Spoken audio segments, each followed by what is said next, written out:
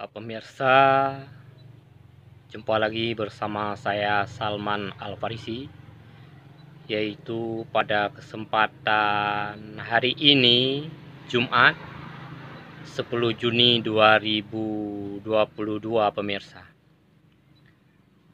Sedikit ada cerita yang barusan kita dengarkan, yaitu di hari Jumat kebetulan oleh Ustadz Abdullah yang memberikan nasihat singkat di Masjid Keluang Lamno Aceh Jaya pemirsa. Ya, di situ dalam kesempatan khutbah Jumat saya mendengar ceramah beliau begitu menyentuh dan sangat menarik pemirsa. Ya, saya akan menceritakan sedikit daripada dakwah Tengku Abdullah tersebut pemirsa.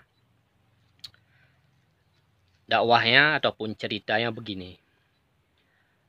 Pada suatu hari, yaitu di tengah kota Mekah, duduklah sekelompok ataupun beberapa orang di tengah kota sambil masyarakat mengerumuni salah seorang daripada kelompok tersebut, yaitu tidak lain seorang ulama, yaitu Abu Hurairah pemirsa. Jadi datanglah seorang yang tua melihat, memantau dari arah jauh, tetapi dia tidak terlebih dahulu mendekat karena suasananya masih ramai, masih banyak masyarakat yang mengerumuni yaitu Abu Hurairah pemirsa. Setelah masyarakat meninggalkan beliau sehingga Abu Hurairah masih tinggal seorang diri, maka pada kesempatan itulah salah seorang orang tua tadi mendekati beliau. Lalu dia berkata, dia pernah mendengar sebuah hadis ataupun sebuah cerita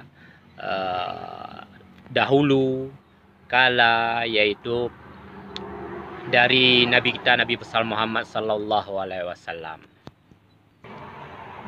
Jadi setelah mendengar informasi dari kakek tersebut, lalu Abu Hurairah membaca yaitu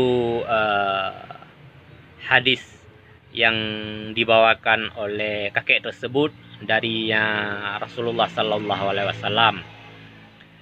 Ya, apa yang membuat menarik di dalam cerita ini pemirsa? Setelah Abu Hurairah membaca hadis tersebut, beliau langsung pingsan pemirsa. Beberapa menit setelah itu syuman lagi dan membaca lagi dan pingsan lagi pemirsa. Yang kedua kalinya beliau ini agak sedikit lama pemirsa, dan masih syuman lagi, membaca ulang yang ketiga kali juga beliau pingsan pemirsa. Jadi pemirsa bisa kita melihat mengapa beliau mengulanginya tetapi beliau pingsan. Itu salah satu bukti yang bahwa hadis tersebut sangatlah berat, bukan hadis sembarangan pemirsa. Jadi pemirsa, apa isi daripada hadis tersebut? Kita hanya menjelaskan cerita yang diberikan oleh Tengku Abdullah tadi. Daripada arti hadis tersebut, ternyata pemirsa, sejarah mengatakan bahwa ada manusia selain Fir'aun dan Karun ternyata ada manusia lain yang terlebih dahulu masuk neraka, pemirsa. Yang seharusnya kan Fir'aun atau Qarun dulu yang masuk neraka. Tetapi ini ada manusia lain selain kedua orang ini terlebih dahulu yang masuk neraka, pemirsa. Siapa saja orang tersebut, pemirsa?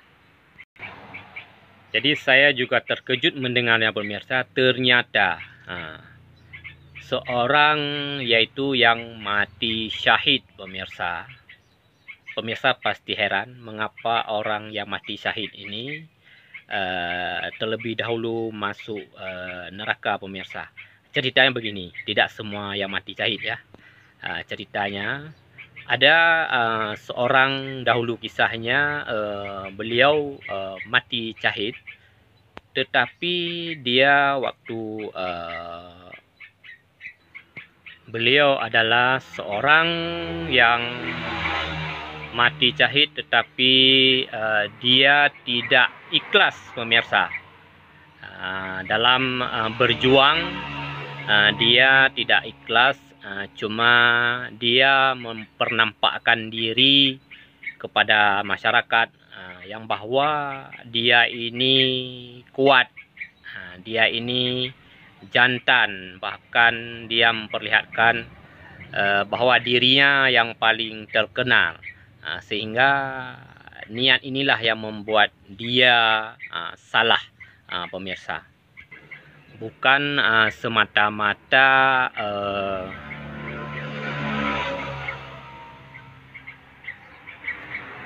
ikhlas berjuang karena Allah, tetapi memperlihatkan kepada masyarakat semuanya yang bahwa dialah orang kuat, dialah segala-galanya, pemirsa.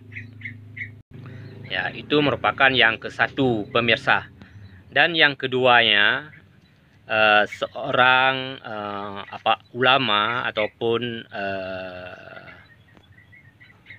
ustadz ataupun lain-lain yang cara beribadahnya ini hanya mempernampakkan diri kepada masyarakat supaya beliau terkenal, bukan semata-mata karena Allah, pemirsa. Ini ustadz-ustadz yang seperti ini dia termasuk yang nomor kedua, pemirsa. Sedangkan yang ketiga, pemirsa, yaitu kesombongan. Jadi orang yang memperlihatkan kesombongannya merupakan bagian yang ketiga, pemirsa.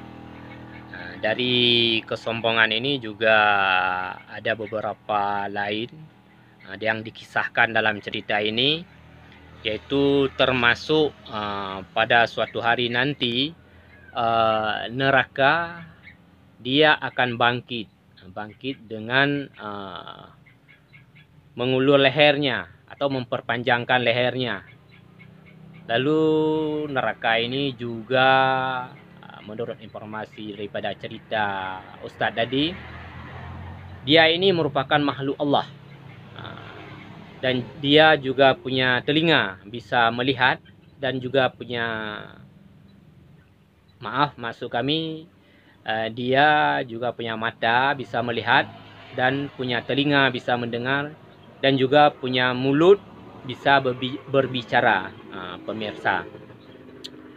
Maka beliau maka neraka pun berkata, ini sasaran paling utama yang dia santapin. Artinya yang pertama yaitu orang sombong tadi, yang kedua orang yang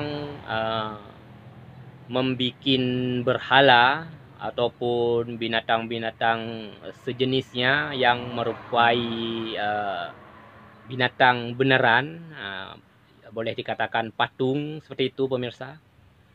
Dan yang ketiga yaitu orang yang menyembah selain Allah.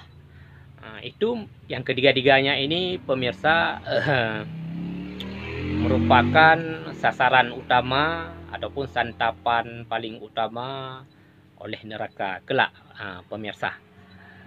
Maka pemirsa, dari hasil kesimpulan ini kita bisa mengambil hikmah yang bahwa setiap manusia, yaitu kita tidak boleh memperlihatkan bahwa kita ini kuat.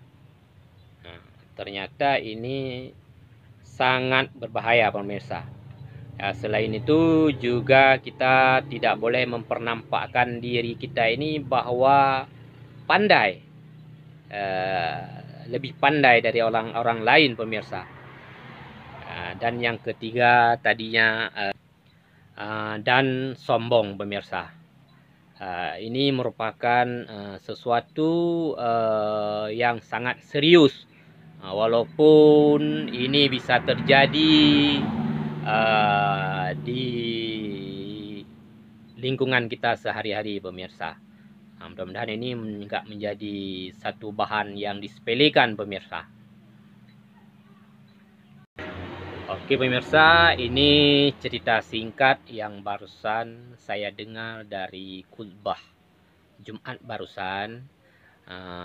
Ini cuman cerita dari saya. Jadi jangan pemirsa menganggap bahwa saya ustadz, bukan. Nah, cuman cerita untuk memberi cerita gitu pemirsa, supaya kita selalu waspada dalam kehidupan kita sehari-hari pemirsa. Oke pemirsa, sekian dulu informasi yang bisa kita berikan pada hari ini. Saya Salman Al Farisi melaporkan.